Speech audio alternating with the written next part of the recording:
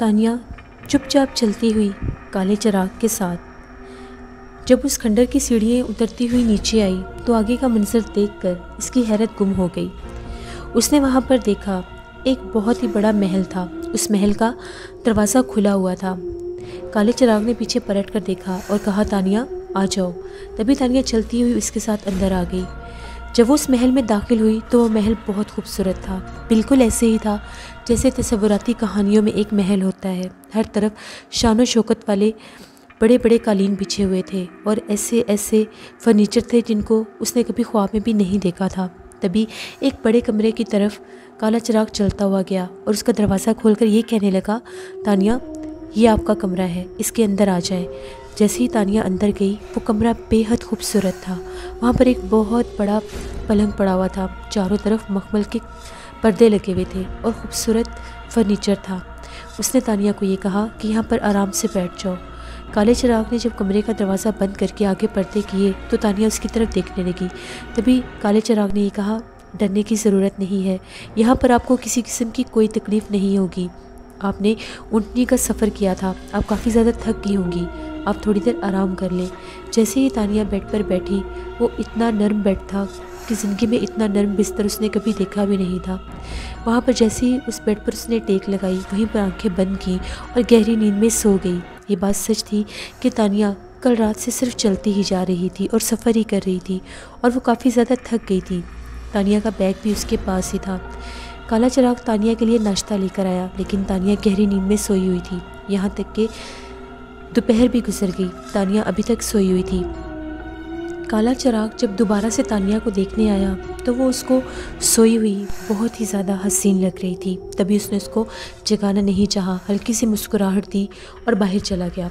थोड़ी देर के बाद तानिया की आंख खुली तो उसको एहसास हुआ कि उसको सोए हुए काफ़ी देर हो गई है। सामने उसने टेबल पर देखा तो वहाँ पर खाने का ट्रे रखा हुआ था। अभी तानिया उठी ही थी कि काला चिराग दोबारा कमरे में आया और आकर ये कहने लगा, लगता है आप काफ़ी ज़्यादा थकी हुई थी, इसीलिए आप सुबह से सोई हुई हैं और अब जाग रही हैं। आप ऐसा करें, जाकर हाथ मुँह धोकर फ्रेश हो जाएं और उसके बाद आकर खाना खा लें। तभी तानिया ने ये कहा, ठीक है। जैसे ही तानिया वहाँ पर बने एक वॉशरूम में गई तो वहाँ का मंजर देखकर हैरान हो गई। उसके चारों तरफ ऊपर नीचे हर तरफ शीशे लगे हुए थे। हर तरफ तानिया को सिर्फ अपना आप ही दिखाई दे रहा था। ये कैसी पुरस्कार जगह है, इतने ज़्यादा शीशे। ज़मीन पर भी वो नज़र आ रही थी, दीवारों के चारों तरफ वो थी, यहाँ तक कि छत पर भी वही नज़र आ रही थी। तानिया ने वहाँ पर अपना हाथ मुँह धोया और बाहर आई। काले चिराग ने ये कहा कि खाना खा लो, देख लो कहीं ठंडा तो नहीं हो गया, मैं गर्म करके ले आता हूँ। तभी तानिया ने ये कहा, नहीं नहीं, जैसा भी है मैं खा लूँगी, माजरत चाहती हूँ, मैं बहुत थकी हुई थी, मुझे अंदाज़ा ही नहीं हुआ कि मैं कितनी देर सो गई। जिस पर काले चिराग ने ये कहा कि नहीं नहीं, माजरत की ज़रूरत नहीं है। जैसे ही तानिया ने ट्रे पर नज़र डाली, वहाँ पर काफ़ी ज़्यादा खाना था। तानिया ने जैसे ही एक डिश का ढक्कन उठाकर देखा तो बहुत मज़े की खुशबू आ रही थी। तानिया ने जैसे ही खाना शुरू किया, वो इतना मज़ेदार खाना था, इतना लजीज था कि वो हैरान हो गई। एक लम्हे के लिए तानिया को दुर्दाना की याद आई। तानिया ने पेट भरकर खाना खाया, उसके बाद जाकर सामने कुर्सी पर बैठ गई। काला चिराग वहीं खड़ा था। काले चिराग ने ये कहा कि अभी थोड़ी देर आराम करना चाहती हैं तो कर लें, आप चाय पिएंगी? तभी काला चिराग गया और चाय लेकर आया। तानिया ने चाय पीते पीते काले चिराग से पूछा, आप चाय नहीं पिएंगे? जिस पर काले चिराग ने कहा, नहीं, मैं चाय नहीं पीता। तभी काले चिराग ने तानिया को ये कहा कि रात होते ही मैं यहाँ से चला जाऊँगा, परेशान होने की ज़रूरत नहीं है, मैं सुबह वापस आ जाऊँगा। सुबह 7 बजे आकर मैं दरवाज़े पर दस्तक दूँगा, तभी आपने दरवाज़ा खोलना है। मेरी एक बात याद रखना, मेरे जाने के बाद बिल्कुल भी दरवाज़ा नहीं खोलना, ना ही बाहर झांक कर देखना। अगर बाहर झांक कर देखोगी तो हो सकता है कोई ऐसा मंजर देख लो जिसको आप सह ना सको, इसलिए बिल्कुल भी बाहर का दरवाज़ा नहीं खोलना और ना ही पर्दे उठाने हैं। बाहर से कोई आवाज़ आए, कोई दस्तक आए तो इस बात का यकीन कर लेना कि मैं वहाँ पर नहीं हूँ, मुझे मजबूरी है, इसलिए मुझे जाना पड़ रहा है, वरना मैं ना जाता। तभी तानिया ने कहा, हाँ ठीक है, मैं दरवाज़ा नहीं खोलूँगी, मगर आप कल आ जाएंगे ना? मैंने कहा ना, मैं ज़रूर कल आ जाऊँगा, मेरी मजबूरी है जाना, इसलिए मुझे जाना पड़ेगा। थोड़ी देर उसने तानिया से बातें की। तानिया अपने भाई मोहसिन राव के बारे में जानना चाहती थी। तभी काले चिराग ने कहा, मैं आज सारा दिन आपसे बात करना चाहता था, लेकिन मैं जब भी आ रहा था आप सो रही थी। कोई बात नहीं, मैं आपको कल आपके भाई के बारे में सारी हकीकत बता दूँगा। तानिया ने कहा ठीक है। तभी थोड़ी देर के बाद काला चिराग बाहर गया। तानिया ने चाय पी और उस कमरे को बागौर देखने लगी। बहुत खूबसूरत, बहुत बड़ा कमरा था। वो सच में किसी महल का कमरा ही लग रहा था। छत के दरमियान में बहुत बड़ा खूबसूरत फानूस था और जगह जगह पर बहुत ज़्यादा मोमबत्तियाँ रखी हुई थीं। अभी तानिया वहीं पर बैठी थी कि काला चिराग फिर आया और खाना ले आया। तानिया ने कहा अभी तो मैंने खाना खाया था। काले चिराग ने ये कहा ये खाना मैं यहाँ पर रख कर जा रहा हूँ, जब आपको भूख लगे आप खा लेना, क्योंकि मैं यहाँ पर ज़्यादा देर नहीं रुक सकता, मुझे जाना होगा। मेरी बात याद है ना? दरवाज़ा नहीं खोलना। बाहर से जितनी भी आवाज़ें आती रहें, चाहे वो आवाज़ें जैसी भी हों, कोई आपको पुकारे भी, कोई दस्तक भी दे, तो आप दरवाज़ा नहीं खोलेंगी। जी मुझे याद है। तभी काले चिराग ने तानिया से ये कहा अब आप दरवाजे तक आएँ और दरवाज़ा बंद कर लें। जैसे ही काला चिराग दरवाज़ा खोलकर बाहर निकला, तानिया ने दरवाज़ा बंद करके लॉक कर लिया और आगे पर्दे गिरा दिए। तानिया वापस आ गई। काफ़ी देर वहाँ पर बैठकर माजी को सोचने लगी। खाला कैसी होंगी, अफसल भाई कैसे होंगे, दुर्दाना कैसी होगी। हो सकता है सब मेरे बारे में बहुत सोच रहे हों, मगर मैं मजबूर थी, उनको कुछ बता नहीं सकती थी कि अपने भाई की तलाश में जा रही हूँ। तभी तानिया को एकदम से ख्याल आया कि मैं डायरी तो अपने साथ लाई हूँ, डायरी खोल कर देखती हूँ, शायद कोई तहरीर आई हो। तभी तानिया ने फ़ौरन से अपने बैग में से डायरी निकाली। अभी वो डायरी को देख ही रही थी, उसने डायरी के सारे सफ़े पलटने शुरू कर दिए। जैसे जैसे वो डायरी के सफ़े पलट रही थी, कुछ भी तहरीर नहीं ज़ाहिर हो रही थी। यहाँ तक कि उसने कई बार डायरी के सारे सफ़े पलट दिए, मगर कोई तहरीर नहीं आई। फिर तानिया ने यही मुनासिब समझा कि डायरी को बंद करके रख दे। उसकी आंखों में अभी भी नींद उतर रही थी। तानिया ने फ़ौरन से डायरी को बंद किया। थोड़ी देर जैसे ही आंखें बंद की, उसकी आंख लग गई। तकरीबन काफ़ी देर के बाद उसकी आंख एक आवाज़ से खुली। ऐसा लग रहा था कि जैसे बाहर कोई दरवाज़ा खटखटा रहा है। उसने गौर किया और फिर उसको काले चिराग की बात याद आई। उसने उस आवाज़ को फरामोश कर दिया और फिर से आंखें बंद कर ली। अभी आंखें बंद की ही थी, उसने एक बेहाना ख्वाब देखा, जैसे वो एक मंदिर में ज़मीन पर लेटी हुई है और बहुत सी चमगादड़ें इर्द गिर्द उड़ रही हैं। उनमें से ही कोई चमगादड़ें उसको नोचना चाह रही हैं। उसने डर की आंखें खोल दी, उसको पसीने आ रहे थे। तभी उसे ये एहसास हुआ कि रात काफ़ी हो चुकी है। वो उठी, दोबारा से उसी वॉशरूम में गई, हाथ मुँह धोकर बाहर आई। आकर जैसे ही खाना खाना शुरू किया, खाना इस तरह से गर्म था जैसे अभी अभी ताज़ा खाना आया हो। वो बहुत हैरान थी। जाने से पहले काले चिराग ने फानूस को जला दिया था, जिसकी रोशनी पूरे कमरे में काफ़ी ज़्यादा थी। काले चिराग ने जाने से पहले पूछा था मोमबत्तियाँ जलाऊं या फानूस, तो तानिया ने फानूस का कहा। जैसे उसने अपने हाथ का इशारा किया, फानूस जल गया था। बेशक ये पुरस्कार दुनिया थी, पता नहीं यहाँ पर कैसे कैसे राज थे, लेकिन वो किसी भी बात में उलझना नहीं चाहती थी। वो यहाँ पर सिर्फ अपने भाई के लिए आई थी और अपने भाई का राज जानना चाहती थी। तानिया ने रात का खाना खाया और उसके बाद वहीं पर कमरे में टहलने लग गई। बाहर से बहुत अजीबोगरीब आवाज़ें आ रही थी। कभी ऐसा लगता था कि दूर कोई गीदड़ बोल रहा है, कभी ऐसी आवाज़ आती थी कि जैसे बिल्लियाँ लड़ रही हैं, कभी ऐसी आवाज़ आती थी कि कोई कुत्ता दरवाजे के बाहर आकर बहुत डरावनी आवाज़ में भौंक रहा है। और एकदम फिर उसकी आवाज़ आई, पहले उसके पैरों की फड़फड़ाहट की और फिर उसके चीखने की। ये यहाँ पर भी आ गया, आखिर ये क्यों मेरे सामने आता है? जब मेरे पापा मुझसे मिलने आए थे तब भी ये वहाँ पर आ गया था।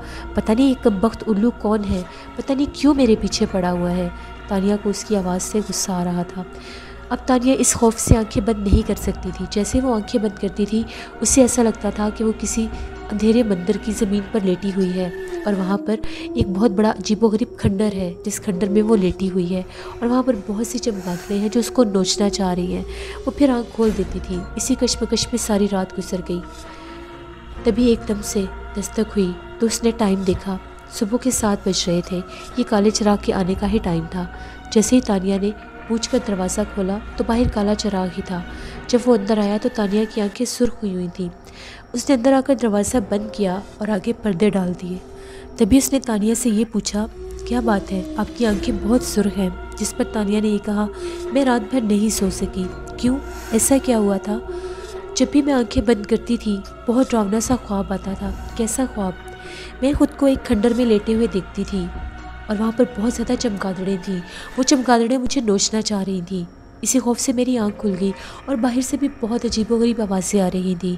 तभी काले चिराग ने कहा, ये मेरी ही गलती है, आज आपको ऐसा कोई ख्वाब नहीं आएगा। आप हाथ मुंह धोकर फ्रेश हो जाएं, मैं आपके लिए नाश्ता लेकर आता हूँ। तभी तानिया उठी, वॉशरूम में गई और फ्रेश होकर बाहर आई तो काला चिराग एक बहुत बड़ा ट्रे उठाकर आ रहा था। तानिया ने ये कहा, मैं आपसे माजरत चाहती हूँ, मुझे बिल्कुल भी अच्छा नहीं लगता आप मेरे लिए इस तरह से ट्रे उठाकर लाते हैं। क्या यहाँ पर और कोई नहीं है जो ये काम कर सके? काले चिराग ने कहा, बहुत से लोग हैं यहाँ पर, मगर ये काम उनके करने वाला नहीं है, ये मेरा काम है, आप नाश्ता कर लें। तभी तानिया ने पूरे इत्मीनान के साथ नाश्ता किया। जब तानिया नाश्ता कर रही होती थी तो काला चिराग वहाँ से बाहर चला जाता था। थोड़ी देर के बाद वो वापस आया तो तानिया कुर्सी पर बैठी थी। काले चिराग ने ये कहा कि अब मैं आपको बताता हूँ, आपका भाई कहाँ है? आप अपने भाई के बारे में क्या जानना चाहती हैं? मैं अपने भाई के बारे में सब कुछ जानना चाहती हूँ। जब उसकी उम्र 15 साल थी तो उसको मेरे चचा ने मरवा दिया, जबकि बाबा कहते थे कि वो ज़िंदा है। बाबा को आखिरी दिन तक उसके आने का इंतज़ार था। ये बात सच है, आपका भाई ज़िंदा है, मगर उसका कत्ल हुआ था। क्या मतलब कत्ल हुआ था? जब कत्ल हो गया था तो फिर ज़िंदा कैसे है? मैं आपको अभी एक बात बताता हूँ। आपका भाई मोहसिन राव, जो 15 साल की उम्र में बहुत ही ज़हीन था, अपनी उम्र से भी 4-5 साल आगे की जहानत रखता था। उसने हर हुनर, हर फ़न सीखा था, यहाँ तक कि उसको गांव की ज़िंदगी से बहुत ज़्यादा इश्क था। बाप ने तो आज तक अपने भाई से हिसाब नहीं मांगा था, लेकिन मोहसिन राव ने अपने चचा से हिसाब मांगा था। जब चचा ने ये देखा कि ये बढ़ता हुआ ख़तरा मेरे गले भी पड़ सकता है तो उसने यही मुनासिब समझा कि इसको रास्ते से हटा दे। तभी उसने एक प्लान बनाया। तुम्हारे चचा का बेटा इकबाल राव तुम्हारे भाई का बहुत अच्छा दोस्त था। वो जब भी गांव जाता था दोनों मिलकर सारा दिन घूमते फिरते रहते थे। इसी तरह से उन लोगों ने एक शिकार का प्रोग्राम बनाया जो कि बाकायदा एक चाल थी। जैसे ही वो शिकार पर जाने लगा तो तुम्हारे भाई के मुहाफिजों को नशावर गोलियां खिलाकर सुला दिया गया, जिस पर मोहसिन राव ने ये समझा कि वो रात भर ताश खेलते रहे थे, इसीलिए अभी तक सो रहे हैं। मोहसिन राव इकबाल राव के साथ जंगल में शिकार करने के लिए चला गया, लेकिन वहाँ पर कुछ डाकुओं ने उनको घेर लिया। इकबाल राव को तो वापस भेज दिया, लेकिन मोहसिन राव को अगवा करके ले गए।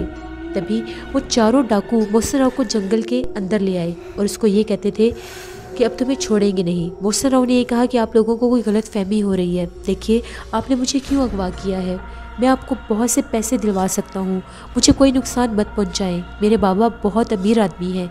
जिन पर उन डाकुओं ने ये कहा कि तुम्हें मारने के पैसे हम ले चुके हैं और एक दफ़ा हम जो ज़ुबान कर लेते हैं उस ज़ुबान से नहीं फिरते। तभी उन डाकुओं ने तुम्हारे भाई को एक दरख्त के साथ बांध दिया। उनके पास एक बंदूक थी।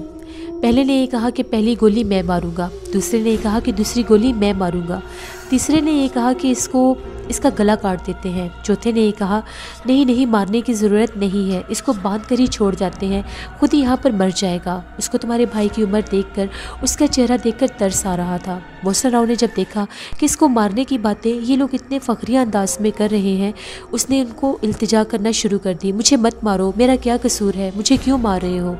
तभी उन्होंने ये कहा कि कहा ना कि तुम्हें मारने के पैसे ले चुके हैं, अब अपनी ज़ुबान से पीछे नहीं हट सकते। तभी मोहसिन राव ने ये कहा अच्छा ठीक है, तुम लोग मुझे मारना चाहते हो मार दो, लेकिन मरने वाले की आखिरी ख्वाहिश तो पूरी की जा सकती है ना। तो उन डाकुओं ने ये कहा कि हाँ क्यों नहीं। तभी मोहसिन राव ने ये कहा कि मुझे सिर्फ इतना बता दो कि मुझे कौन मरवाना चाहता है। उन डाकुओं ने ये कहा कि तुम्हारा अपना चचा अहमद राव तुम्हें मरवाना चाहता है, उसी ने हमें पैसे दिए हैं तुम्हें मारने के लिए। तभी मोहसिन राव ने कहा ठीक है मैं तैयार हूँ, तुम लोगों को जो करना है करो। अब वो बार बार यही कह रहे थे पहले तुम गोली चलाओ, पहले तुम गोली चलाओ। फिर उनमें से सबसे पहले ने ये कहा हटो पीछे बुज़दिलो, मैं ही इसको मार देता हूँ। जैसे उसने तुम्हारे भाई के दिल की तरफ निशाना बांधा, उसने ये कहा कि यही गोली इसकी पहली और आखिरी होगी, इसी एक गोली में इसका काम तमाम हो जाएगा। अभी वो गोली चलाने ही वाला था कि एक भारी भरकम आवाज़ आई, इसे मत मारो, गोली मत चलाना। जैसे उन लोगों को आवाज़ आई वो सहम गए। ये एक मर्द की आवाज़ थी, बहुत भारी भरकम आवाज़ थी। तभी एक दरख्त के पीछे से एक अजीबोगरीब हुलिये का शख्स बाहर निकला। वो कद काट में काफ़ी ज़्यादा बड़ा था। उसके कंधे के ऊपर एक सुर्ख बंदर बैठा हुआ था। उसका सर मुंडा हुआ था, आंखें बहुत बड़ी बड़ी थीं। उसके जिस्म के ऊपर सिर्फ एक लंगोट बांधा हुआ था और उसके हाथ में एक अजीबोगरीब तरह का खंजर था और गले में उसने उल्लू का पंजा पहना हुआ था। तभी उसने ये कहा इसे मत मारो। जैसे ही वो डाकू जो थे इसकी तरफ देखने लगे और कहने लगे तुम कौन हो। तभी उसने ये कहा, डाकुओं के पूछने पर उस आदमी ने कहा मेरा नाम राज मदारी है और मैं जानता हूँ कि तुम लोग इस लड़के को मारना चाहते हो, इसको गोली से मारने की कोई ज़रूरत नहीं। मैं तुम लोगों को ऐसा करतब दिखाऊंगा कि तुम लोग देखकर हैरान रह जाओगे। मैं तुम लोगों को इस लड़के को हाथ लगाए बगैर इसके जिस्म के टुकड़े टुकड़े करके दिखाऊंगा। सारे डाकू उसके मुंह की तरफ देखने लग गए। तभी सारे डाकुओं ने उसे ये कहा, ये कैसे हो सकता है, ऐसे कैसे मुमकिन है। तभी राजमदारी ने ये कहा कि बस तुम तमाशा देखते जाओ, इस बंदूक को नीचे कर लो, इस लड़के को मारना है ना, देखो अब मैं करता क्या हूँ। तभी राजमदारी ने अपने बंदर को नीचे उतरने का इशारा किया। बंदर नीचे उतरा तो राजमदारी ने बंदर से ये कहा, जाओ मेरा चाकू लाओ। बंदर फौरन से दरख्त के पीछे गया और एक बड़ा सा चाकू लेकर आया। वो 9 इंच बड़ा चाकू था। जैसे उसने चाकू लाकर राजमदारी को दिया, राजमदारी ने ज़मीन के ऊपर एक दायरा किया और उसके दरमियान में बैठ गया। राजमदारी ने चारों डाकुओं से ये कहा, इस दायरे के अंदर पाँव मत रखना, बस चुपचाप देखते जाओ। राजमदारी ने आंखें बंद की और कुछ पढ़ना शुरू कर दिया। तभी राजमदारी ने अपने बाएं हाथ की हथेली खोली तो उसके ऊपर एक मोटी सी रस्सी आ गई। राजमदारी ने ये कहा कि इस लड़के को खोलकर मेरे पास लाओ। तभी वो डाकू गए और मोहसिन राव को खोलकर राजमदारी के पास लाए। राजमदारी ने मोहसिन राव को ये कहा, इस दायरे के अंदर आओ लड़के। जैसे ही वो अंदर आया, राजमदारी ने मोहसिन राव के कान में कुछ कहा और ये कहा, ए लड़के, अब यहाँ पर चुपचाप खड़ा हो जा, हिलने की कोशिश मत करना। मोहसिन राव ने कहा, ठीक है। वो खड़ा हो गया। राजमदारी ने कुछ पढ़ना शुरू किया तो वो जो रस्सी थी उसके हाथ में से बिल्कुल सीधी हवा में ऊपर की तरफ बढ़ने लग गई, यहाँ तक कि वो रस्सी बिल्कुल गायब हो गई। ऐसा लग रहा था कि जैसे बहुत दूर कहीं गुम हो गई है। उसके बाद राजमदारी ने मोहसिन राव को ये कहा, चल लड़के, अब इस रस्सी के ऊपर चढ़ के ऊपर चला जा। मोहसिन राव चुपचाप रस्सी के ऊपर पाँव रखकर ऊपर चढ़ने लग गया। आराम से चढ़ता चढ़ता इतना ऊपर चला गया कि वो डाकुओं की और मदारी की आंखों से गायब हो गया। तभी मदारी ने मोहसिन राव को ये कहा कि अपनी कमीज़ नीचे फेंक। मोहसिन राव ने कमीज़ नीचे फेंकी। तभी एकदम से राजमदारी ने ये कहा कि अब अपनी बनियान नीचे फेंक, यहाँ तक कि मोहसिन राव का सारा लिबास नीचे आ गया। तभी राजमदारी ने अपने बंदर से ये कहा। तभी बंदर अपने मुंह में मदारी का दिया हुआ चाकू लेकर ऊपर चला गया। 2 मिनट के बाद बंदर नीचे आया तो चाकू गायब था। जैसे ही बंदर नीचे आया, राजमदारी ने अपनी दाईं हथेली बढ़ाकर कुछ पढ़ना चाहा और कहा, बायां हाथ। जैसे ही उसने ज़मीन के ऊपर एक लकीर लगाई तो ऊपर से बायां हाथ नीचे गिरा, जो कि खून में लथपथ था। ऐसे लग रहा था कि अभी उसका हाथ काटा गया है। यहाँ तक कि उसने दूसरी लकीर लगाकर ये कहा कि अब दायां हाथ। फिर दायां हाथ गिरा। फिर उसने तीसरी लकीर लगाकर ये कहा, बाईं टांग। फिर बाईं टांग आ गई। फिर उसने ये कहा, चौथी लकीर लगाकर ये कहा कि दाईं टांग। फिर दाईं टांग आ गई। यहाँ तक कि उसका पूरा धड़ कट कट के नीचे गिर रहा था। वो जिसके जिस्म के टुकड़े गिर रहे थे वो मोहसिन राव ही था। डाकू ये सब देखकर हक्का बक्का रह गए। डाकू तो ये समझ रहे थे कि ये सिर्फ एक बंदर का मदारी है, लेकिन नहीं, ये तो एक बहुत बड़ा जादूगर था जिसने हाथ लगाए बगैर ही इस लड़के के टुकड़े कर दिए। इतनी सफाकी से तो शायद वो भी इसे कत्ल ना कर सकते। तभी मदारी ने सुर्ख लाल आंखों के साथ चारों डाकुओं की तरफ देखा और कहने लगा, अब यकीन हो गया, देख लिया मेरा मंतर, देख लिया मेरा करतब, अब यहाँ से भागो, तुम्हारा काम हो गया। डाकुओं ने यह समझा कि अब यहाँ से भागने में ही आफियत है, अगर यहाँ पर रुके तो कहीं ये पागल मदारी हमें भी ना मारते। तभी वो सारे अपने घोड़ों पर बैठे और वहाँ से भाग गए। जैसे ही वो भागे, उसके बाद राजमदारी खड़ा हुआ और उसने मोहसिन राव को ये कहा, लड़के दरख्त से बाहर निकल आओ। तभी मोहसिन राव दरख्त के पीछे से बाहर आ गया। ये उस राजमदारी के जादू का एक करतब था जो उसने उन डाकुओं की आंखों में धूल झोंकने के लिए झोंका था। राजमदारी जो था वो पेशे से एक मदारी था, करतब करता था, कभी रीछ और कभी बंदर के। उसके साथ वो एक बहुत बड़ा जादूगर भी था। उसकी बीवी मर चुकी थी। वो पास की ही मदारियों की एक झोपड़ी में रहता था। उसके 2 बेटे थे जिनको गर्दन तोड़ बुखार हो चुका था और वो मर गए थे। राजमदारी शुरू से ये चाहता था कि उसका कोई बेटा होता जो उसके करतब उसके साथ करता। इसी तलाश में उसने कई लड़के भी रखे, लेकिन वो किसी काम के नहीं थे। राजमदारी यहाँ जंगल में ही मौजूद था। जब उसने डाकुओं को देखा था कि वो एक मासूम लड़के को मारने के लिए ला रहे हैं, तो उसने अपने जादू का छल दिखाकर इस लड़के को अपने साथ ले जाना ही बेहतर समझा। राजमदारी की एक ही बेटी थी। तभी राजमदारी ने मोहसिन राव को ये कहा, हाँ लड़के, कौन हो तुम और कहाँ से आए हो? मोहसिन राव ने सारी बात बताई। मैं लाहौर का रहने वाला हूँ, एक बड़े बाप का बेटा हूँ। मेरे चचा ने जायदाद के पीछे मुझे मरवाने का मंसूबा किया था और ये कातिल मुझे, ये डाकू मुझे यहाँ पर मारने के लिए लाए थे, लेकिन आपने मुझे बचा लिया, बहुत शुक्रिया। तभी राजमदारी ने ये पूछा कि अब तुम लाहौर जाना चाहते हो, जिस पर मोहसिन ने कहा कि जी मैं लाहौर जाना चाहता हूँ। राजमदारी ने कहा ये बहुत घना जंगल है, यहाँ से इतनी आसानी तुम नहीं निकल सकते, तुम गांव की आबादी से कोसों दूर हो, अभी मेरे साथ मेरी बस्ती में चलो, वहाँ पर ले जाकर मैं तुम्हें लाहौर जाने का इंतज़ाम कर दूँगा। मोहसिन राव ये बिल्कुल भी नहीं समझता था कि कत्ल से बचने के बाद वो एक और कैद में जा रहा है। जैसे ही वो वहाँ पर गया तो वो एक बस्ती थी, वहाँ पर छोटे छोटे कच्चे मकान थे। वहाँ पर एक बहुत बड़ा मकान था जिसकी 4 फुट की दीवार थी। ये राजमदारी का घर था। जैसे ही राजमदारी मोहसिन राव को लेकर अपने साथ अंदर दाखिल हुआ तो उसकी बेटी राखी जो 15 साल की थी वो मोहसिन राव को देखती ही रह गई। राजमदारी ने कहा कि ये लड़का अब हमारे साथ ही रहेगा, जाओ जल्दी से शरबत का एक गिलास लेकर लाओ। अभी मोहसिन राव ने ये बात नहीं सुनी थी। मोहसिन राव एक तरफ चारपाई पर बैठ गया। राजमदारी कमरे में गया, उसने उल्लू का पंजा अपने गले से निकाला और उसके ऊपर कुछ पढ़कर फूंका और फिर उसके ऊपर थोड़ा सा खून लगाया और उस पंजे को उस शरबत में मिक्स कर दिया और दोबारा से अपने गले में डाल दिया। रात के शहंशाह का पंजा उसके गले में था, इससे बड़ा सहर और क्या हो सकता था। तभी राजमदारी ने अपनी बेटी राखी से ये कहा, अब ये पानी जाकर उस लड़के को दे दो। मोहसिन राव मौत के डर से बहुत प्यासा था, उसको बहुत प्यास लगी हुई थी। जैसे ही उसने अपने सामने एक ठंडा गिलास शरबत देखा वो घटाघट पी गया, लेकिन वो ये नहीं जानता था कि वो किस कैद में गिरफ्तार हो गया है। मोहसिन राव को अपना माजी तो याद था, वो ये तो जानता था कि उसका बाप कौन है और उसने अपने चचा से इंतकाम लेना है, लेकिन वो ये नहीं जानता था कि उसका मुस्तकबिल क्या है और वो किस हाल में मौजूद है। वो चाहकर भी इस बस्ती से बाहर नहीं निकल सकता था। अगर वो वहाँ से बाहर कदम रखने की कोशिश भी करता था तो उसका दिल घबराने लग जाता था। ये राजमदारी का पहला सहर था जो मोहसिन राव के सर चढ़ गया था।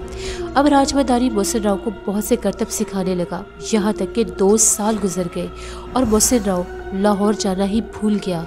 उसके ज़हन में था सिर्फ राजमदारी, उसका बंदर, उसके सारे करतब और वो सारे जादू जो वो इसको दिखा रहा था। अब मोहसिन राव भी काफ़ी हद तक एक बहुत बड़ा जादूगर और मदारी बन चुका था, लेकिन वो जादू ऐसे जादू नहीं थे कि किसी को कैद किया जा सके। वो सिर्फ करतब के जादू थे जिनको दिखाकर वो राजमदारी के साथ पैसे कमाया करता था। राजमदारी ने मोहसिन राव को अपना बेटा बनाकर अपने पास रख लिया था। एक दिन राजमदारी अपने घर पर ही था कि दरवाजे पर दस्तक हुई। राजमदारी को एक बहुत बड़े जिम्मेदार के घर जाकर अपने करतब दिखाने थे। बहराम नगर का एक बहुत बड़ा जिम्मेदार था जिसकी बेटी नादरा की मंगनी थी। वहाँ पर राजमदारी ने जाकर वो करतब दिखाने थे। मोहसिन राव भी अब काफ़ी हद तक काफ़ी ज़्यादा करतब जान गया था। राजमदारी और मोहसिन राव दोनों ही कल शाम को बहराम नगर पहुँच गए। जब वहाँ पर गए तो वहाँ पर एक बहुत बड़ा घर था, एक बहुत बड़ी हवेली, जहाँ पर एक बाकायदा स्टेज बनाया गया था, जिस स्टेज के ऊपर राजमदारी ने और मोहसिन राव ने करतब दिखाने थे। जैसे ही मोहसिन राव ने वहाँ पर कुर्सियों में बैठी नादरा को देखा और नादरा ने मोहसिन राव को देखा, दोनों एक दूसरे को देखते रह गए। मोहसिन राव ने काली पतलून और सुर्ख कमीज़ पहनी थी और उसके चेहरा और बाल बहुत ज़्यादा खूबसूरत थे। नादरा उसको देखती ही रह गई। नादरा के बराबर में उसका मंगेतर वकार बैठा था। तभी मोहसिन राव ने अपने करतब दिखाना शुरू किए। मोहसिन राव चलता हुआ नादरा के पास आया और इंग्लिश में ये कहने लगा कि अपनी एंगेजमेंट रिंग मुझे दो। जैसे ही नादरा ने उसकी इंग्लिश सुनी वो हैरान होगी कि ये मदारी एक पढ़ा लिखा है। नादरा ने जैसे अपनी रिंग उतार कर उसको देना चाहिए तो उसने उसको इशारे से रोक दिया और उसके आगे एक शीशे का बॉक्स किया और कहा कि इसके अंदर रख दो। जैसे ही नादरा ने उस शीशे के जार में वो अंगूठी रखी तो वो उसको लेकर स्टेज पर आ गया। वो जार लाकर उसने वहाँ पर एक टेबल पर रखा और अपनी जेब में से निकालकर एक काला सा रुमाल उसके ऊपर दे दिया। कुछ देर के बाद कुछ पढ़ने लगा और दोनों हाथ हवा में लहरा दिए। जैसे उसने काला कपड़ा उठाया, जार में रखी अंगूठी गायब हो चुकी थी। नादरा परेशान हो गई, मेरी अंगूठी कहाँ गई? वहाँ पर ज़मींदार साहब बैठकर हंस रहे थे क्योंकि वो जानते थे ये सब कुछ करतब है। जबकि वकार भी परेशान हो गया कि इनकी मंगनी की अंगूठी कहाँ गायब हो गई। तभी राजमदारी ने एक नया करतब शुरू किया। मोहसिन राव से ये कहा कि स्टेज पर लेट जाओ। जैसे मोहसिन राव लेटा, उसने मोहसिन राव के ऊपर एक सफ़ेद चादर दे दी। वहाँ पर मौजूद लोगों ने राजमदारी को बहुत रोका कि ये करतब जानलेवा भी हो सकता है। तभी राजमदारी ने ये कहा कि कुछ नहीं होता। राजमदारी ने कुछ पढ़ना शुरू किया तो मोहसिन राव हवा में उड़ने लगा, यहाँ तक कि 4 फुट ऊंचा हो गया। सब अपने आंखों से ये करतब देख रहे थे और देखते ही रह गए। तभी राजमदारी ने कुछ पढ़ना शुरू किया तो मोहसिन राव दोबारा से ज़मीन के ऊपर लेट गया और एकदम से उठकर खड़ा हो गया। तभी इशारे से ज़मींदार साहब ने अपनी बेटी की अंगूठी पूछी। तभी मोहसिन राव ने ये कहा, वो तो हमारे पास नहीं है। अब वकार को गुस्सा आया।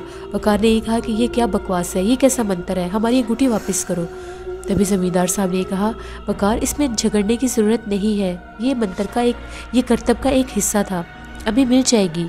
तभी मोहसिन राव ने मुस्कुरा कर ये कहा कि अपने कोट की जेब में देखें, आपको मिल जाएगी। जैसे ही वकार ने बुखलाहट में अपने कोट की जेब में हाथ डाला तो अंगूठी वहाँ पर मौजूद थी। जब उसने अंगूठी बाहर निकाली तो वो हैरान हो गया कि अंगूठी उसकी कोट की जेब में कैसे आई। तभी मोहसिन राव ने आगे बढ़कर वो अंगूठी उससे ले ली और दाद वसूल करने के लिए वहाँ पर बैठे सभी लोगों को दिखाने लगा कि इस जार में से अंगूठी गायब होकर वकार के कोट में थी। उसके बाद वो चलता हुआ फ़ौरन से नादरा के पास आया और उसको अंगूठी पेश करने लगा। नादरा के दिल में एक अजीब जज्बा था। वो चाहती थी कि ये अंगूठी मिलती ही ना और वो इस अंगूठी की कैद से रिहा हो जाती, या फिर ये लड़का जो उसको अंगूठी देने आया है खुद इसके हाथ में ये अंगूठी पहना देता। उधर अजीबोगरीब अंदाज में मोहसिन राव का दिल भी धड़कने लगा। उसका भी दिल यही चाह रहा था कि इस खूबसूरत लड़की के हाथ में वो ये अंगूठी खुद पहनाते, क्योंकि दोनों के दिल एक दूसरे के लिए धड़क उठे थे। लेकिन मोहसिन राव को पता था कि ये किसी और की अमानत है, लेकिन इसके लिए ये जज्बा इसके दिल में क्यों आया वो नहीं जानता। तभी उन दोनों ने वहाँ से अच्छे खासे पैसे बटोरे और वापस ड्राइवर के साथ अपनी बस्ती में पहुँच गए। बहराम नगर से मदारियों की बस्ती का फासला 3 से 4 घंटे का था। जब वो लोग वापस आए तो अच्छे खासे खुश थे, लेकिन मोहसिन राव का चैन सुकून लुट चुका था। उसकी आंखों में रह रहकर नादरा ही आ रही थी। वो खुद नहीं समझ रहा था कि ये एहसास क्यों है और कैसे हुआ। उसे अपने इस अहमकपन पर हंसी भी आ रही थी, जबकि राखी उसको दिल ही दिल में पहुंच जाती थी। लेकिन मोहसिन राव ने कभी भी राखी की तरफ तवज्जो नहीं दी थी। ये अलग बात थी कि बस्ती की हर लड़की मोहसिन राव की मुंतज़िर थी कि कभी तो वो आंखें उठाकर देखेगा, मगर वो तो किसी को देखता ही नहीं था। उसने तो सिर्फ एक नज़र नादरा को ही उठाकर देखा और इसी में लुट गया। 3 दिन के बाद दरवाजे पर दस्तक हुई। मोहसिन राव घर में मौजूद था, जबकि राजमदारी जंगल में गया हुआ था। जब उसने देखा तो बाहर ज़मींदार साहब का ड्राइवर खड़ा था। जैसे मोहसिन राव ने ड्राइवर को देखा तो वो ये पूछने लगा, सब खैरियत है ना, यहाँ पर क्यों आए हो? तभी ड्राइवर ने ये कहा, बीबी जी आई हैं। कौन बीबी जी? नादरा बीबी। कहाँ है वो नहर के पुल पर खड़ी है, आपका इंतज़ार कर रही है, जल्दी से आ जाइए। मोहसिन राव ने कहा, अच्छा मैं अभी आता हूँ। मोहसिन राव को यकीन ही नहीं हुआ कि ये कैसे मुमकिन है। जैसे ही वो वहाँ पर गया तो नादरा काली चादर लिए वहाँ पर खड़ी थी। नादरा ने चादर हटाकर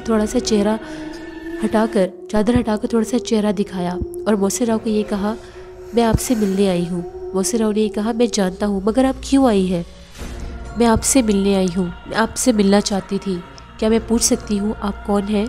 तभी उसने ये कहा, मैं मोहसिन राव हूँ। ये तो मैं जानती हूँ, मैं कुछ और पूछना चाह रही हूँ। तभी मोहसिन राव ने यह बताया कि मैं लाहौर का रहने वाला हूँ और एक बड़े बाप का बेटा हूँ, अहमद अली का भतीजा हूँ। जैसे ही नादरा ने सुना कि ये लाहौर की जानी मानी शख्सियत का बेटा है, उसकी खुशी की कोई इंतहा नहीं रही। तभी नादरा ने ये कहा, मैं तुम्हें बहुत पसंद करती हूँ, मुझे नहीं पता कि ये सब क्यों हो रहा है। जब तुम मुझे अंगूठी देने आए थे तो मेरे दिल में ये ख्वाहिश थी कि तुम ये अंगूठी मुझे खुद पहनाओ। तभी मोहसिन हंसने लगा और कहने लगा, ऐसे ही कुछ हाल मेरे दिल का भी था। मैं नहीं जानता ये ख्याल मेरे दिल में क्यों आया, मगर मैं चाहता था कि तुम उस अंगूठी की कैद से रिहा हो जाओ और मेरी बन जाओ। ये ऐसा क्यों हो रहा है तुम जानते हो? जिस दिन की वो अंगूठी तुम मुझे दे कर आए हो मैंने पहनी ही नहीं। क्या मतलब, क्यों नहीं पहनी? जैसे ही तुमने मेरी हथेली पर रखी थी वैसे ही मेरे पास थी।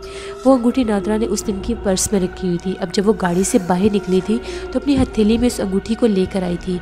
उसने हथेली खोलकर देखा तो अंगूठी नहीं थी। नादरा कहने लगी, अरे वो अंगूठी कहाँ गई? तभी मोहसिन राव ने मुस्कुराकर हथेली खोली और ये कहा, यही है ना? उसने कहा, तुम्हारे पास कैसे आई? तभी नादरा ने कहा, हम भी जादूगर हैं, शायद आप भूल गई थी। नादरा ने कहा, क्या तुम जानते हो इस अंगूठी से कैसे रिहाई मिल सकती है? तभी मोहसिन राव ने कहा, नहीं मैं नहीं जानता, लाओ मुझे दिखाओ। तभी नादरा ने वो अंगूठी लेकर बहते पानी में बहा दी। मोहसिन राव ने कहा कि ये तुमने क्या किया? बस मैंने अंगूठी से रिहाई हासिल कर ली, क्योंकि मैं वकार के साथ शादी नहीं करना चाहती। देखो मैं तुमसे एक बात पूछना चाहती हूँ। मुझे लगता है कि तुम राजमदारी की कैद में हो, तुम पर एक जादू है। मोहसिन राव ने कहा, हाँ मैं जानता हूँ, मैं इसके शहर में कैद हूँ, मैं चाहकर भी यहाँ से नहीं जा सकता। तुम जानती हो, अगर मैं बस्ती से थोड़ा सा भी दूर जाऊँ तो मेरा दिल घबराने लगता है, मेरी तबीयत ख़राब हो जाती है। तभी नादरा ने कहा कि मैं चाहती हूँ तुम्हें इसकी कैद से रिहा कर कर अपनी कैद में ले लूँ। तभी मोहसिन राव ने उसकी आंखों में मुस्कुरा कर देखा और कहा, तुम्हारी कैद में आने के लिए मैं बहुत ज़्यादा खुश हूँ, मुझे अपना कैदी बना लो। दोबारा कब मिलने आओगी? तभी नादरा ने कहा, मैं कल ज़रूर आऊँगी। हदायतुल्लाह उसका ड्राइवर था, तभी वो भी आ गया। नादरा वापस चली गई और अगले दिन आने का वादा कर गई। अब उन दोनों के दिल के तार एक साथ बज उठे थे। वो उस पुल पर अक्सर मिला करते थे, यहाँ तक कि उनकी मुलाकातों को 3 माह गुजर चुके थे। 1 से 2 दफ़ा मोहसिन राव ने वहाँ से निकलने की कोशिश की, लेकिन उसकी हालत बिगड़ जाती थी। जब तक वो बस्ती में वापस नहीं आता था वो ठीक नहीं होता था, उसका दम घुटने लगता था। तभी नादरा ने मोहसिन राव को ये कहा कि तुम्हें इसकी कैद से रिहा करने के लिए मुझे कुछ ना कुछ करना होगा। तभी मोहसिन राव ने कहा, आखिर तुम क्या कर सकती हो? मैं कुछ ना कुछ तो ज़रूर करूँगी। तभी उसने अपने ड्राइवर हदायतुल्लाह से ये कहा, क्या तुम किसी ऐसे आमिल को जानते हो जो जादू का तोड़ जानता हो? तभी ड्राइवर ने ये पूछा, बीबी आप किसके लिए पूछ रही हैं? मोहसिन राव के लिए, उन पर जादू है। ड्राइवर ने हंसकर ये कहा, वो तो खुद जादूगर है। नहीं, वो जादूगर नहीं है और ना ही उस मदारी के बेटे हैं, वो तो खुद उस मदारी की कैद में है। देखो तुम्हें कुछ करना होगा। तभी हदायतुल्लाह ने कहा कि मैं एक जोगी को जानता हूँ, वो ये काम कर सकता है। जोगी? जोगी भला ये काम कैसे कर सकता है? तभी ड्राइवर ने कहा, जी वो बहुत बड़ा जादूगर भी है, मुझे उसकी बस्ती में जाना होगा, तो तुम देर मत करो, अभी चले जाओ। तभी हदायतुल्लाह नादरा को घर छोड़कर जोगी की तरफ चला गया। जब वहाँ पर पहुँचा तो जोगी अपने स्थान पर बैठा था। उसने जोगी से ये कहा कि क्या तुम जादू जानते हो? जिस पर जोगी ने ये कहा कि जादू तो हमारे पुरख भी जानते थे और हम भी जानते हैं, बताओ किस पर जादू करवाना है? अरे जादू करवाना नहीं, जादू उतरवाना है। तो चलो ठीक है, उतार देंगे।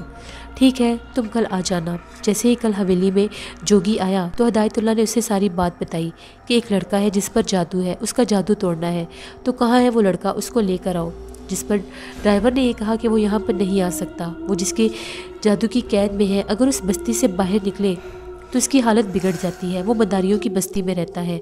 तभी जोगी ने ये कहा, अच्छा इसका मतलब है उसके पीछे कोई बड़ा जादूगर है। ड्राइवर ने कहा, जोगी तुम तो अभी से डर गए। जोगी ने कहा कि मैं डरने वाला नहीं हूँ, अब जोगी और मदारी का मुकाबला होगा, चलो मुझे वहाँ लेकर चलो।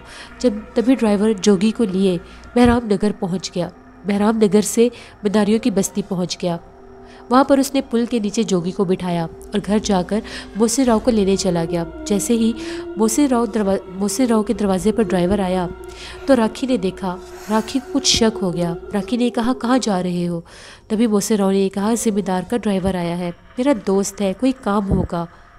मैं देख रही हूँ अब ये बहुत ज़्यादा आने लगा है। जिस पर मोहसिन राव ने कहा, मैं अभी आता हूँ। इसकी बात सुनकर राखी को पूरा शक हो गया था। जैसे ही वो बाहर निकला, ड्राइवर ने कहा कि तुम्हारे आज़ादी का बंदोबस्त हो चुका है, आओ एक बहुत बड़ा जोगी आया है, वो तुम्हारा जादू हटा देगा। जब वो पुल के पास गया तो जोगी बैठा हुआ था। जोगी ने मोहसिन राव को बैठने का इशारा किया। मोहसिन राव बैठ गया। जोगी ने उसकी आंखों में देखकर कुछ मंत्र पढ़ा और ये कहा, अपनी आंखें बंद करो और अपने दिल में किसी जानवर का नाम सोच लो। तभी मोहसिन राव ने एक जानवर का नाम सोच लिया। तभी जादूगर ने कहा कि अपनी आंखें बंद रखना और एक मंत्र पढ़ना शुरू कर दिया। तभी जादूगर ने ये कहा, अब अपनी आंखें खोलो। जादूगर ने उसकी आंखों में देखकर फिर एक मंत्र पढ़ा और कहा, आंखें बंद कर लो। अब तुम्हें कुछ दिखाई दे रहा है? मेरा हाथ नज़र आ रहा है? जिस पर मोहसिन राव ने कहा कि नहीं, मुझे तुम्हारा हाथ नज़र नहीं आ रहा। जोगी ने फिर से मंत्र पढ़ना शुरू किया और ये कहा कि अब कुछ नज़र आ रहा है? तभी उसने कहा कि हाँ, एक धुंधला सा हेवला है, तुम्हारा हाथ है, मेरे हाथ में देखो तुम्हें क्या नज़र आ रहा है? 2 लकीरें मध्यम हुई है और एक दायरा सा बन गया है। क्या ये वही परिंदा है? उसी परिंदे की आंख है जिसको तुमने सोचा था? मोहसिन राव ने कहा, हाँ ये उसकी आंख है। अब बताओ तुमने कौन सा परिंदा सोचा था? मैंने उल्लू सोचा था। अपनी आंखें खोल दो। तभी जोगी ने मोहसिन राव को ये बताया, अगर तुम यहाँ से आज़ाद होना चाहते हो तो तुम्हें एक काम करना होगा। राजमदारी के गले में जो उल्लू का पंजा है उसको उतरवाना होगा, उसके बाद सारा काम हो जाएगा, तुम्हारी आज़ादी हम करवा लेंगे, इसके लिए मुझे काम करना होगा। तभी जोगी ने ये कहा कि अब मैं चलता हूँ, जैसे अमल शुरू हो जाएगा मैं वापस आऊँगा, उतनी देर तक कोशिश करो कि वो पंजा ले सको। मोहसिन राव ने कहा, मैं कोशिश करूँगा, वादा नहीं करता। तभी ड्राइवर जोगी को लिए वहाँ से चला गया। उसके बाद अभी मोहसिन राव वापस पलटा ही था, उसको अपने कंधे पर एक हाथ महसूस हुआ। जब उसने पीछे पलट कर देखा तो राखी थी। वो राखी को देखकर सर्द हो गया। राखी, तुम्हें बापू बुला रहे हैं। तुम यहाँ कब आई? अभी आई हूँ। तुम्हें कैसे पता मैं पुल पर था? तुम अक्सर यहाँ पर आते हो जब तुम्हारा ड्राइवर दोस्त आता है। मोहसिन राव समझ गया कि शायद इसे कोई शक हो गया है। तभी राखी ने कहा, क्या तुमसे कुछ पूछूं? मोहसिन राव ने कहा कि नहीं, मेरे से कुछ मत पूछो, मैं जवाब नहीं दे सकूँगा। जैसे ही मोहसिन राव वापस आया तो सामने राज बंदारी बैठा था। उसकी एक तरफ एक बहुत बड़ा रीछ और एक तरफ उसका बंदर बैठा था। मोहसिन राव देखकर डर गया कि कहीं मेरी चोरी तो नहीं पकड़ी गई, कहीं राखी ने इसको सब कुछ बता तो नहीं दिया। तभी राज बंदारी ने ये कहा अपने बंदर से, जाओ मेरा चाकू लेकर आओ, और ये कहा, ए लड़के मेरे पास आ, तुझसे कोई ज़रूरी काम है। आज तुझे वो अमल सिखाना है, वो जादू सिखाना है जिसके ज़रिए तू बच गया था। जिससे जब अगले एपिसोड में आप लोग देखेंगे क्या मोहसिन राव राज बंदारी के कैद से निकल सकेगा, या राज बंदारी उसका राज जान गया है कि वो नादरा से मिलता है और वहाँ से भागना चाहता है। मोहसिन राव के साथ ऐसा क्या होगा कि वो वहाँ से भाग सकेगा? क्या नादरा उसको आज़ाद करवा लेगी? अगर वो नादरा के पास जाना चाहता था तो फिर बका कौन थी जिसकी कैद में मोहसिन राव था? ये सब कुछ जानने के लिए होशरुबा नावल की अगली एपिसोड आप ज़रूर विज़िट करिएगा, जो मैं कल ऑन एयर करूँगी। जिन लोगों ने अभी तक मेरे हॉरर उर्दू सेंटर को सब्सक्राइब नहीं किया, इसको सब्सक्राइब करें। जिस तरह से आपने खौफनाक कहानियों को इतना ज़्यादा सक्सेसफुल किया है, मेरे इस चैनल को भी आप लोगों की सपोर्ट की ज़रूरत है। अपना बहुत सा ख्याल रखिएगा। Thank you for watching. Stay best. अल्लाह निगहबान।